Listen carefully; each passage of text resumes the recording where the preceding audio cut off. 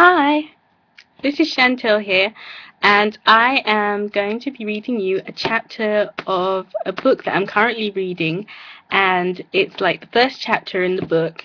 And I've already read this chapter, but I'm going to read it to you so it makes more sense to you instead of starting off in the middle of the book and reading it to you. Um, and it's called Me and Mr Darcy by Alexandra Potter, and it's a spin-off of Pride and Prejudice. And I'm going to read this book to you because one, I like reading, and two, I like listening to people read to me. It's really calming and it's really peaceful when you hear someone else read to you and you can picture the book in your head. And I just find it really nice. So that's why I'm going to read this chapter. If you like it, thumbs up. If you don't, thumbs down. I don't know. But yeah, this video is probably not going to be edited because I can't be bothered to edit it. I know that sounds bad, but I don't want to edit. Um, so this is going to be me. So if I mess up, I might just say the word twice or whatever. So this is chapter 1. Chapter 1. It is a truth universally acknowledged that a single girl in possession of her right mind must be in want of a decent man. There's just one problem. So we had a drink each and shared a pizza, but you asked for 2 extra toppings on your half, which means you owe, hang on a minute, I've got a calculator on my BlackBerry, sitting in a little Italian restaurant in Manhattan's Lower East Side. I stare across the checkered tablecloth and watch dumbfounded as my date pulls out his crackberry and proceeds to cheerfully divide up the bill. Where on earth do you find a decent man these days? I'm having dinner with John, a 30-something architect. I briefly met at a friend's birthday party last weekend. He seemed nice enough when he asked for my number, nice enough to share a pizza with on Tuesday evening after work. Anyway, but now, watching him hunched over the table, number crunching, I'm fast realizing I've made a mistake. An extra $7, 75 cents, and that includes tax and the tip, he declares triumphantly, and shows me the screen to prove it. A big mistake. To be honest, I blame Mr. Darcy. I was just 12 years old when I first read Pride and Prejudice, and I fell for him right for the start. Forget fresh-faced Joey from New Kids on the Block, or the leather-clad Mitchell Hudson from INXS.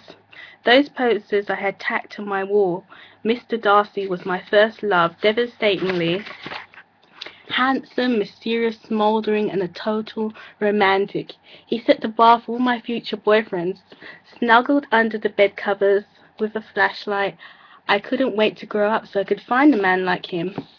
But now I've grown up and here I am, still looking and digging out my $20 bill from my pocket. I pass it to John. Have you got the 75 cents? He prompts, his hand outstretched. You've got to be kidding me. Except he's not. Oh, sure, I mutter and begin rooting around my change purse. Don't get me wrong, I'm not Renee's Sewelda. I don't need a man to complete me. I have a career, I pay my own rent, I have a set of power tools and know how to use them. And as for the other thing as well, that's the battery-operated toys we're invented for. I hand John 75 cents and then watch in disbelief as he proceeds to count it. Still, that doesn't stop me hankering after a bit of that good old-fashioned romance.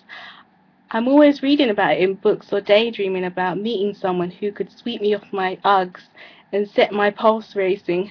A dark, handsome, faithful man with impeccable manners, brooding good looks, witty conversation, one of those big, broad, manly chests that you could rest your head upon. Instead, in the last 12 months, I've been on one disastrous date after another. Now, okay, I know everyone has a bad date story to tell. It's completely normal. Who hasn't been out with the creepy guy, Mr. Nothing in Common with, the 40-something fuck up, delete a bliss of will, or in any case, don't delete any of them. It's just a part of being single. It has to happen once, and twice is bad luck, but a whole string of them. For example, here are a few off the top of my head. Bart. He had issues with intimacy. Translated, this meant he wouldn't hold my hand, it was too intimate. But it was perfectly okay to ask me back to watch a porn movie on our first date. Aaron wore cowboy boots, which was bad enough, but after cancelling on me on the last minute, telling me he had to work late, I spotted the boots glowing in the darkness of a movie theatre at night, scrolled up, and there was Aaron on the back row with his tongue down another girl's throat. Then there was Daniel, a nice Jewish banker who invited me over for a home-cooked dinner. Unfortunately, he forgot to tell me that his mother was doing the cooking. Sorry, did I say mother? I mean smotherer. 5 courses, and 3 hours later, listening to how fabulous Daniel was later, I managed to escape before she got out the baby photos. And now there's John, otherwise known as Mr. Chivalrous. So, how about we do this again, he's asking me as we're leaving the restaurant.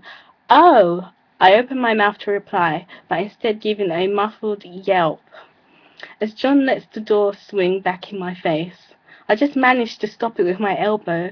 Not that he notices. He's already on the sidewalk, lighting up a cigarette, rubbing my bruised elbow. I join him outside. After the warmth of the restaurant, the cold hits me immediately. It's December in New York and it's below 0. What are you doing on Friday? He persists, raising his eyebrow and taking a drag of his cigarette. Oh, hell, what do I say now? I falter. Come on, Emily. We're both adults. It'll be fine. Just be honest. Tell him. Tell him what? Pipes up a little voice inside of me. Tell him you'd rather stick eyes in your eyeballs. Tell me that you'd rather stick pins in your eyeballs than go on another date with him. Well, actually, I say in a constricted voice, then stop in mid-sentence as he blows smoke in my face. I'm kind of busy, I splutter. Busy? Being busy, too busy to go out with a complete dickhead like you, pipes up that little voice again. Only this time it's yelling. Too many parties, huh? Trust me, I so want to be honest. Why let him off the hook with an excuse? Why protect his feelings? What about those poor, unexpected girl he's going to date? It's my duty to tell him. I mean, not only is he cheap and rude, but he has hair plugs. That's right, hair plugs.